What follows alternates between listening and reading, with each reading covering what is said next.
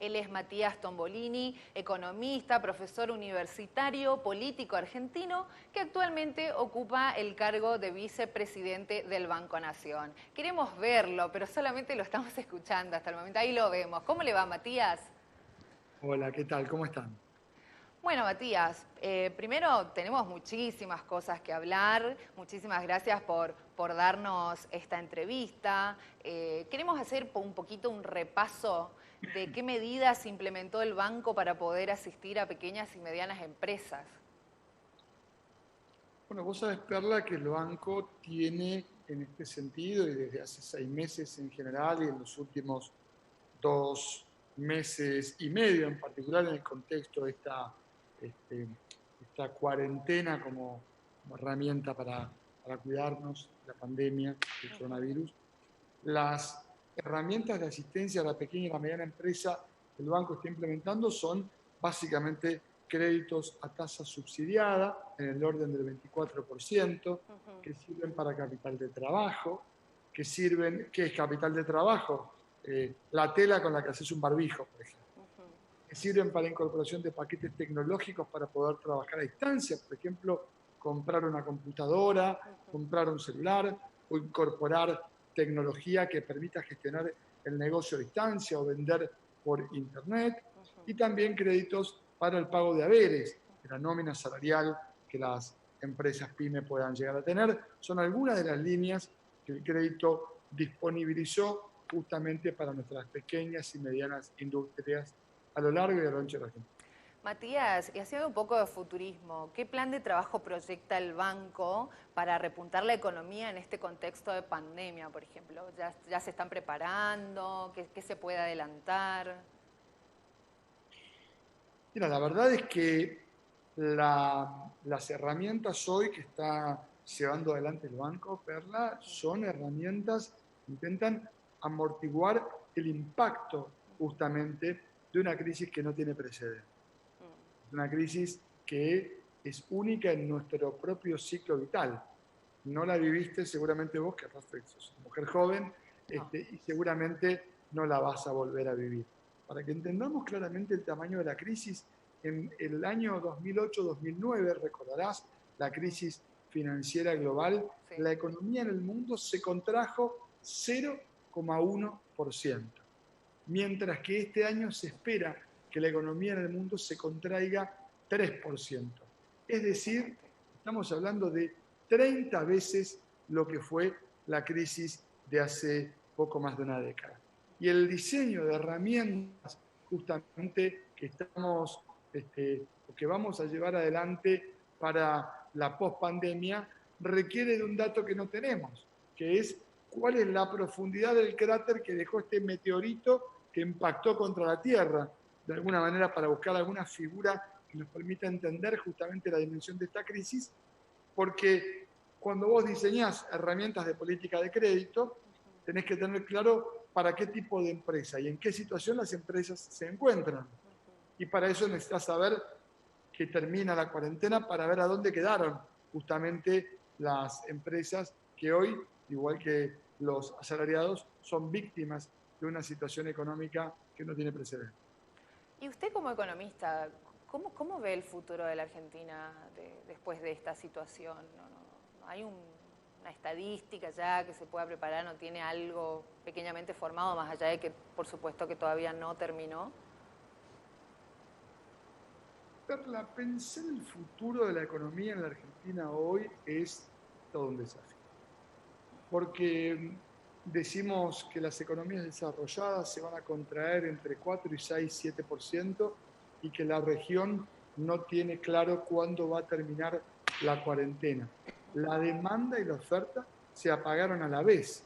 Estamos diciendo que en general una crisis económica supone que la política económica tiende o a la demanda para que se expanda o a la oferta para que se expanda. Pero acá se Claro. apagaron ambas al mismo tiempo. Y eso tampoco tiene precedente. Entonces, yo creo que en la Argentina tenemos que intentar pensar políticas que tengan que ver ya no con la recuperación, sino con la reconstrucción económica. Reconstrucción, qué interesante. Es un poco, me parece, el eje sobre el cual hay que pensar, y allí vale la pena tomar desafíos, Perla, que son nuevos, que son propios de las agendas del siglo XXI y de la administración que hoy gobierna la Argentina, en donde el criterio de éxito, ¿sabes?, para nosotros no es solamente el fin de lucro. Tiene que estar vinculado también, por ejemplo, con la capacidad de generar empleo, en este empleo de nuevo tipo que viene en el siglo XXI a transformar las relaciones laborales. Por ejemplo, tu trabajo. Vos sabés que yo básicamente soy profesor de la universidad, pero vengo a laburar mucho tiempo en los medios. Sí. Y bueno, la manera en la que comunicamos, los canales de televisión, bueno, todo eso también se va a transformar y nos invita a repensar justamente cada una de las distintas industrias desde un paradigma que emerge de la pandemia, que es un paradigma, yo creo, bien distinto del que había antes justamente de cursar esta situación de casi ciencia ficción que estamos viviendo, ¿verdad? Sí, la verdad que impresionante. Bueno, y siguiendo un poco esta fuerte recesión, los medios lanzaron que este último tiempo se generó un récord de emisión de billetes. Tengo que preguntarle con respecto a eso también, si puede explicar por qué la nación está emitiendo tantos billetes y si eso de alguna manera no genera mayor crisis o mayor inflación. Primero, la Argentina emite básicamente porque es un país que recibe este tsunami, que es de alguna manera esta pandemia, con muchas menos herramientas que nuestros vecinos. Argentina tiene menos herramientas que Uruguay, que Chile, que Paraguay, que Perú, que Colombia, que Brasil. Todas estas Porque preguntas a modo de que nos enseñe, Matías, a modo de aprender, se las hago, ¿eh? está muy bien y justamente por eso te digo, como la Argentina tiene menos herramientas que los vecinos, es un país que heredó 50 puntos de inflación, 2 dígitos de desempleo, 35 puntos de pobreza, un PBI de deuda que estamos negociando en este momento. Perla, el Estado tiene pocas herramientas para moverse y justamente la manera de financiar el gasto público, que es lo que intenta contener justamente el, la contracción económica que supone la pandemia, es justamente a través de la emisión. Si la emisión generará o no inflación, eso todavía está por verse, porque no es cierto que la emisión genere inflación. A La ver. inflación, en todo caso, deriva en función de la carencia de la demanda de dinero. Es decir, en Estados Unidos también están emitiendo un montón y eso no se convierte en inflación. ¿Por qué? Porque el dinero emitido es demandado por la sociedad. Habrá que ver cuál es la composición de la demanda de dinero en la Argentina a la salida de la pandemia para ver cómo funcionan los mecanismos de transmisión de la política monetaria en si se convierten o no se convierten en inflación. De hecho, la Argentina el año pasado tuvo una bajísima tasa de expansión monetaria y más del 50% de inflación. Argentina hoy tiene una tasa de interés que es un tercio de lo que era hace solo 6 meses y obviamente eso forma parte de una manera de pensar la economía, la política fiscal, la política monetaria distinta de cómo se pensó en los últimos 4 años, que fueron el periodo de mayor inflación de la Argentina desde el gobierno del doctor Alfonsín. Bueno, y pensando un poco en soluciones, el señor Matías escribe libros, ha escrito 4 libros y el último de ellos lo lanzó en el 2018, que es 113 secretos para ganarle a la crisis. Esos 113 secretos, ¿se puede contarnos un poco al respecto y cómo podemos aplicarlos ante esta situación? Mira, hoy la verdad es que la herramienta más importante que resume de alguna manera este último libro mío tiene que ver con cómo podemos hacer, para no entrar en tips de orden puntual, digamos, Sí. para achicar las asimetrías. Quiero decir con esto, cuando vos vas a comprar perla al supermercado, hay una batalla desigual entre las marcas que te venden y vos que estás comprando, porque la información que vos tenés de las marcas es mucho menor que la información que las marcas tienen sobre vos, Sí. que piensan en cómo hacer para que tu decisión sea la mejor decisión para las marcas y no para vos. Y por eso es importantísimo seguir un conjunto de pasos que tienen que ver con formular un presupuesto o una lista antes de ir a comprar, informarnos antes de elegir los productos. Ordenarse ante el consumismo sería algo así. Exactamente, lo que te permite elegir de una manera más eficiente es exactamente eso, es tener claro lo que vas a comprar y tener una mirada que cuando te enfrentas a la góndola te permita tratar de acceder a la mayor cantidad de información posible, porque muchas veces cuando elegís uno cree que elige libremente y en realidad, bueno, no somos tan libres a la hora de elegir porque entramos, bueno, influenciados por un conjunto de estímulos publicitarios y de otro tipo que nos hacen elegir muchas veces no lo mejor para nuestro bolsillo. Claro, y algún otro tips, muy interesante lo que mencionaba, porque es cierto, no necesitamos todo lo que compramos y consumimos, es impresionante.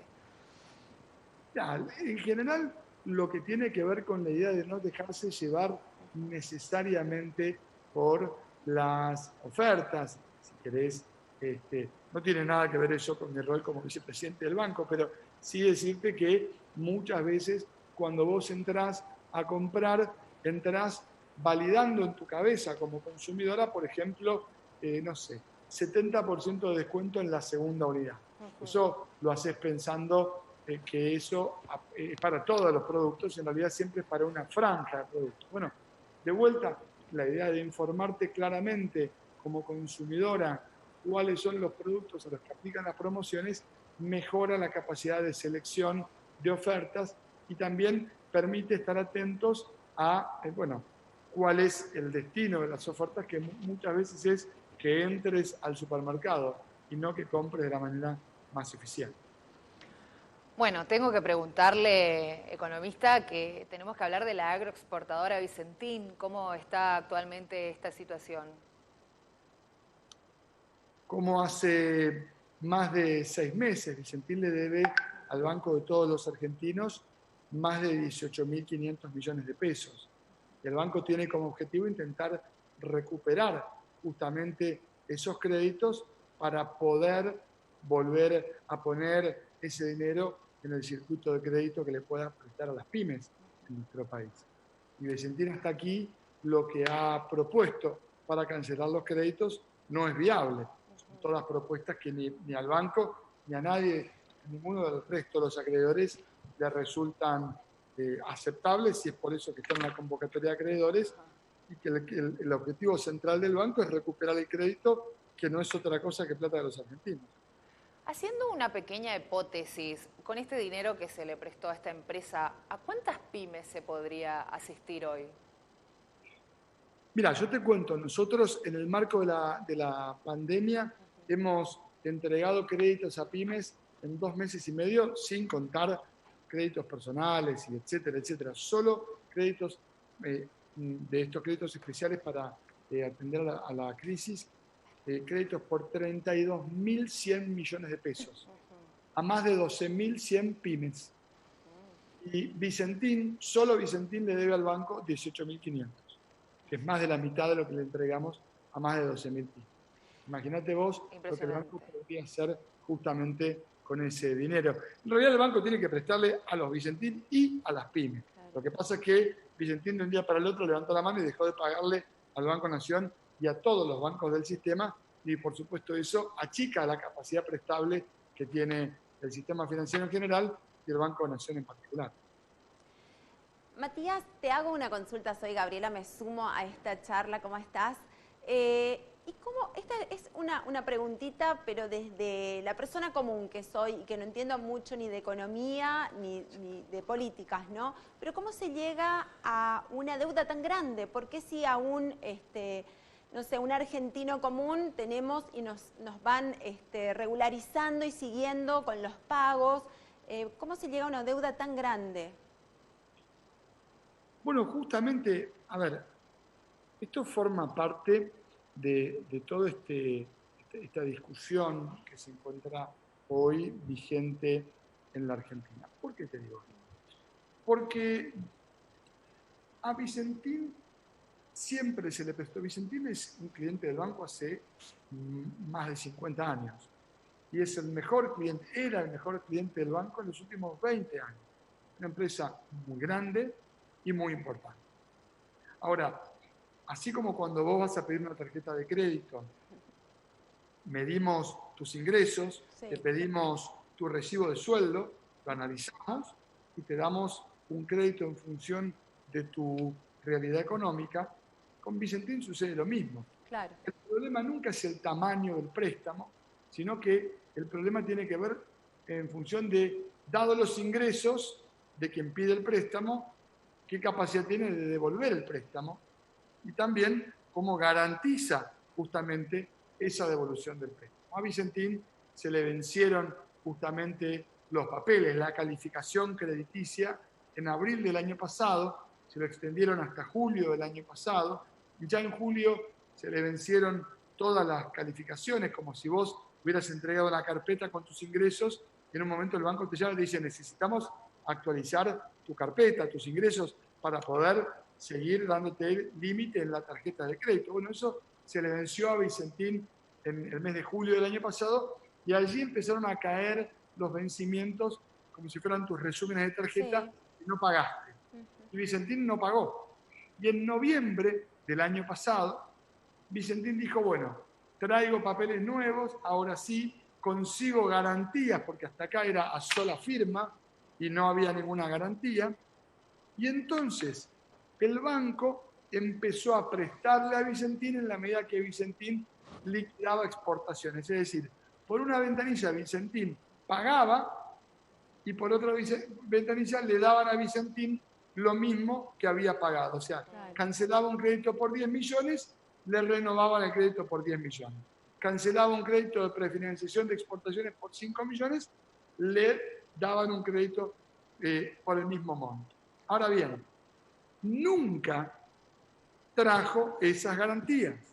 Es decir, lo que prometió nunca lo trajo, y si el banco hoy le quiere ir a cobrar, no tiene más que la firma de Vicentín Claro. como garantía general. No se le pidieron las garantías, no actualizó los papeles, y en diciembre dijo, dejo de pagar. Pero pasó algo más. Sí. 3 días antes o unos días antes de dejar de pagar al banco y a todo el sistema financiero, una empresa que el año pasado había vendido 118 mil millones de pesos, Vicentín vendió Renova. Renova es la joya de la abuela. Es como si vos dejás de pagar la tarjeta de crédito, pero 3 días antes de dejar de pagar, vendés tu casa o vendés tu auto. Y con la plata esa no le pagás a ningún deudo, a ningún acreedor. Pero no solo al banco, ni a los productores, ni a la FIP, a nadie. Esa plata no se sabe dónde está. Y por eso, claramente, hay un proceso que tiene que observar qué pasó con esa venta, porque Vicentín se hizo de un dinero muy importante, algunos calculan más de 100 millones de dólares, y no canceló con el banco ni con nadie justamente parte de la deuda que tenía, que acumula, contando al banco y a todos los acreedores, en pesos de diciembre del año pasado, un monto, anotemos, Sí. 99 mil millones de pesos. Es lo que Vicentín le debe a todo el sistema. Por Una eso locura. es razonable sentarle a alguien en la caja y decirle, bueno, mire, a partir de ahora vamos a mirar cómo se está manejando, porque claramente hasta acá el único beneficiado ha sido Vicentín. El resto estamos esperando para cobrar. Totalmente. Una locura. Muchísimas gracias, economista Matías Tomolini. Nos hemos quedado corta con la entrevista. Nos faltó preguntarle este nuevo instrumento que ha lanzado el Banco para el Sector Financiero del Campo. Y también queríamos mencionar sobre esta charla que va a estar dando el viernes 2 de julio en la Feria del Libro de Mercedes Corrientes. La primera feria del libro digital, justamente vamos a estar conversando un poquitito sobre las herramientas de crédito para enfrentar a la crisis, desarrollando un poco estos créditos que mencionábamos recién. Vamos a estar charlando también un poco sobre la economía global, qué le pasó al mundo y bueno, qué le pasa a nuestra región en el contexto de esta cuarentena, que no es otra cosa que la única herramienta que contamos por el momento para enfrentar una pandemia que no tiene vacuna y que no tiene cura, y que encuentra en el distanciamiento social y en la prudencia la mejor forma de ser combatida. Bueno, ahí vamos a estar entonces el viernes 2 de julio con esta charla de Hablemos sobre Economía. Nuevamente, muchísimas gracias por su tiempo y por darnos esta entrevista. Gracias a vos, que tengan un excelente resto de semana. No, por favor. Bueno, esta era la entrevista que teníamos con el vicepresidente del Banco Nación de la Argentina. La verdad que muy interesante, hemos aprendido bastante. ¿Qué una opinás, clase Gaby? de economía, te cuento que me encantó. Me hacía falta esa explicación, ¿viste? De por qué, porque uno no entiende. Y vamos escuchando a veces las noticias por partes, por pedacitos. Y entonces nos cuesta armar realmente la noticia completa, la situación completa, la historia completa, ¿no? Entonces, la verdad, qué didáctico, qué pedagógico, me encantó. Me encantó que nos dio a mí una clase de economía que ni te digo. No, y a mí también, ni hablar. Así que la verdad que le agradecemos y muy interesante porque en realidad uno se queda corto con las preguntas. Querés preguntarle tantas cosas. Sí. Viste que también tenemos esta tendencia de que el economista hace mucho futurismo. Uno quiere la solución a todos sus problemas. Y aparte queremos saber también en el detalle del día a día. ¿Viste? Totalmente. Me encantó. Yo no quería interrumpir tanto, pero le quería decir, yo soy la que voy detrás de las ofertas. ¿Entendés? Yo veo la oferta de tal cosa y voy y entro, pero atención, entro y compro la oferta. No me engañan con recorrer todo el supermercado. Hay que hacerse la listita antes, mencionaba el economista. Exactamente, pero bueno, fíjate, o sea, hago mi listado tal vez de las necesidades, pero nunca me pongo a analizar los productos, los precios. También es todo un tiempo. ¿Qué necesito menos? Exactamente, que nos debemos tomar y si vale la pena o no también hacerlo, ¿no? Si realmente es después con un resultado positivo. Pero bueno, fue lindos consejos, la verdad que lindos consejos y buenos, didáctico, dinámico, que eso también me gustó, porque es difícil entender de economía, de números, de toda esa temática que estuvieron hablando, Perla, ¿eh? Difícil. Totalmente, pero bueno.